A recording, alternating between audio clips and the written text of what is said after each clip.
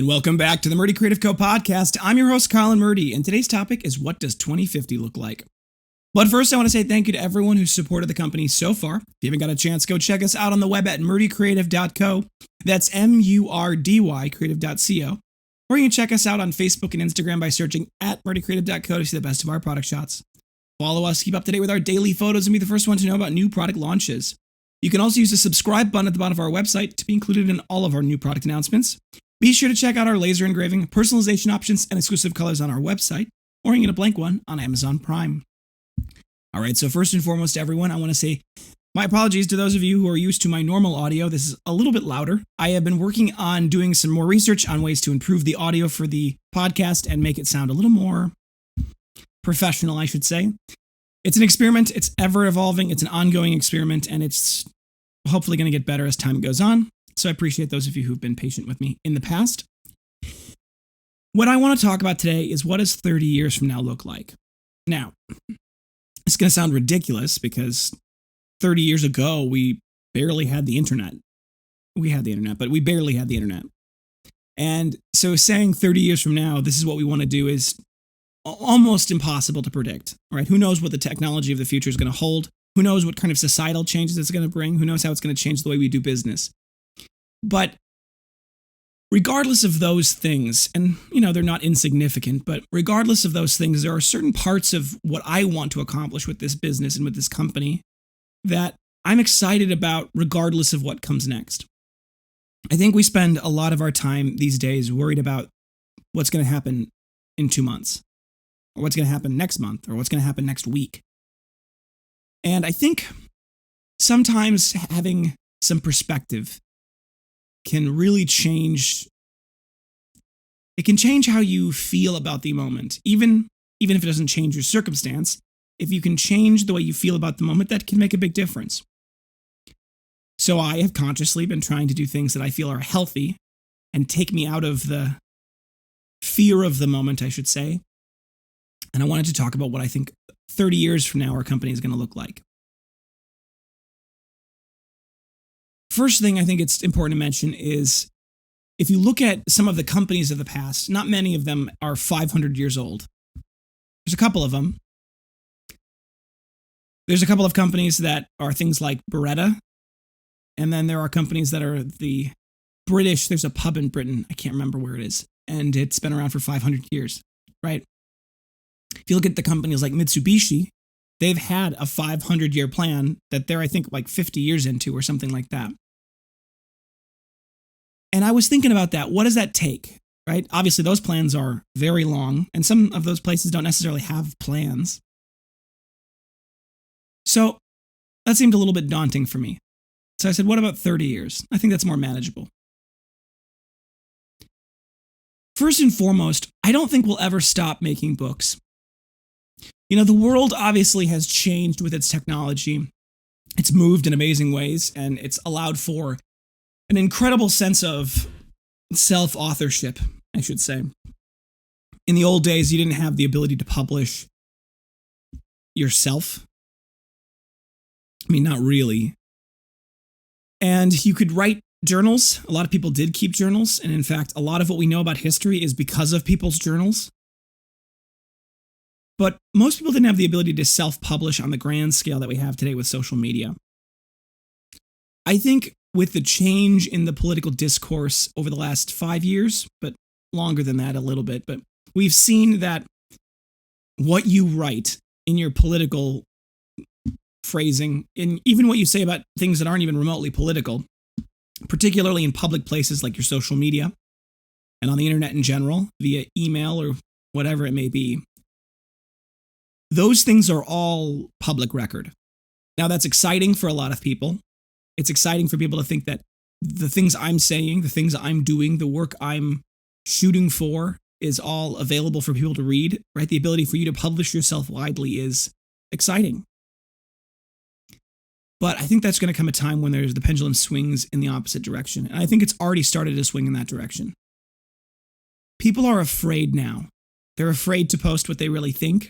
They're afraid to tell their friends what they really think. They're afraid to say what they really think. Because they know that while their opinions may be valid, they won't be well received.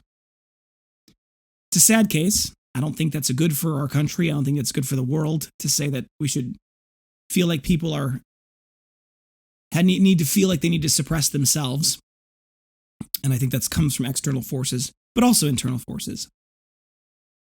But what that means for us as a company is that there are more and more opportunities for us to create space for you as an individual to publish privately. I think everyone has an innate sense and an innate need to voice themselves in some way or another, to give their thoughts reality, to create a concrete record of what's in their head.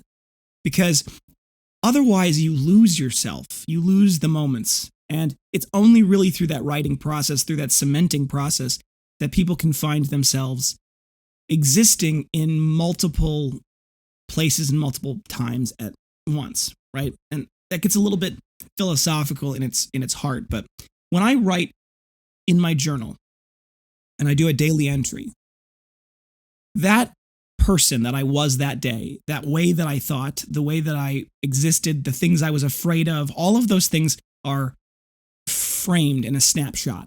They exist in that place and in that time. And for myself or those I love in the future, being able to read that snapshot brings that person to life again, even if only in a limited sense and even if only for a brief moment. But it brings that person to life in a way that's more real than my memory or my phrasing later could ever do, right? So for me, I think there's going to be a real opportunity in the future for us to continue to make journals and binders and folios and other tools for people to express themselves. Now, the journals, in my opinion, will always be the core of what we do. It wasn't necessarily what we started doing, but it will be the core of what we do. And our design, the thing I feel is the most impressive piece of creation that I've ever done. I think the folios are great. I think now, especially the early versions, those were a disappointment for me. And I don't like the fact that they still exist. But the current design of the folios and the future design of the folios that's coming out very soon, those are all things that are exciting and they're great, but they're not what I feel is my biggest contribution to the world from an innovation standpoint. The journals are. We will probably expand our product line to incorporate some more things. I don't know if we'll ever do technology. I don't think we'll ever do technology. I think while we could, it would require us to change a lot of what we do. I think the future will expand. We'll have some sort of custom shop, something I've always dreamed about doing. We get requests for people to do custom work all the time. I would love to be able to make that happen. I think a lot of what that would require is space, time, tools, experience, and a lot of those other aspects that kind of go along with that. And we just haven't got there yet, but we will. We'll have a workshop soon enough, a big one, ideally, a beautiful one, something that people enjoy going to because it's not some sort of, low squat brick building that's... Garrison Keillor had a whole joke about how, Catholics built these big, beautiful buildings as these monuments, and Lutherans made their churches look like God's potato barn. And I always thought that was funny. And Dr. Jordan Peterson always talks about how the cathedrals of old inspire us. And so for us, when I want to build a workshop, I want to build a workshop that looks and feels and acts like something that's beautiful. Now that's expensive and tricky, but I think if I can do it right, it'll make the future of this company more valuable. It'll feed into that story. It'll help with the philosophy of what we're about. It'll help our employees love going to work and enjoy working and feel like they're part of a tradition, which they are. And I think that's important. I think we sometimes fail to realize that the drama of what we do actually matters a great deal. How we do things matters a great deal. For example, putting on a uniform matters. Kneeling in front of an altar matters. Saluting, putting a hand up, all of these things are important parts of the drama of our personal experience. And so I want to create an environment for us to create that matters. And that's part of our 30-year plan. I would love for people to be able to come and see that. I would love for people to be able to come and experience the process of creation because I think making is so important. And I think in that vein of things, I think we're going to expand into that area further. We will always do leather. We will always do leather in amazing ways, and we will continue to expand our leather part of our business. But maybe in 30 years, we do other things. We do metal, we do glass, we do other materials. And maybe we build a place that you can come and visit. And it's got fancy, beautiful hotels that you can stay in, or small little cabins, glamping cabins that are beautiful on the inside and are out in the middle of the wilderness. And you come and you can not only see the things that you love made, but maybe you can participate. Maybe you can learn. Maybe you can spend a couple of days there and, really be part of the making process. And maybe that's the legacy we'll create. Maybe that's what Murdy Creative is going to do. It's going to help inspire people to make things. I think there will always be a future for the analog. It's funny how there's this, people call them hipsters. In the millennial generation, particularly, it is not uncommon for typewriters to be a thing. It's not uncommon for people to write on physical paper because analog is actually an important part of the way we express ourselves creatively. So I know there will always be a future in analog. And for us, we will work to be that analog. We will work to be that future. I don't necessarily know if the future of analog will be, available for everybody. I don't know if the future of analog will always be as prevalent. Perhaps the future of analog will be relegated to expensive, beautiful, high-end things like we make, right? Maybe it's the same thing as how gasoline is going to be relegated to high-end, fancy, classy cars, classic cars, and everybody will eventually move to electric, right? I don't know what the future of the next 30 years holds, but I know that we will find our place in it, and this is what I hope to achieve. This is the vision. And who knows? Maybe I'm going to be watching this in 2050 and I'll do another podcast and I'll be 55 years old and I'll do an anniversary podcast and maybe I'll do an analysis of this one and I'll look back on it and I'll say, boy, was I wrong. But who knows? I'm optimistic. I have a goal in mind. I have a place I want to go with this. And no matter what the political wills of the day be, no matter what the anxieties of the pandemics or the supply chain problems, no matter what the day-to-day brings, I think the future is bright. And while the day-to-day matters, I don't want to get bogged down in it. I don't want that to be what defines my day. I don't want that to be what defines my week or month or year. I don't want the moments to be that. I want a bigger picture, a bigger vision to be part of that, to be what drives me. And so I write, I journal, I create that snapshot, and then I let that go. I take all of my daily anxieties and fears and worries and frustrations, and I put them in the journal, and then I start again fresh the next day. And I look forward to the next future, the undiscovered country. All right, thank you guys for tuning in today. Be sure to check back in next Tuesday for our next topic. And don't forget to check that subscribe button and the alert button to be notified when we launch a new podcast.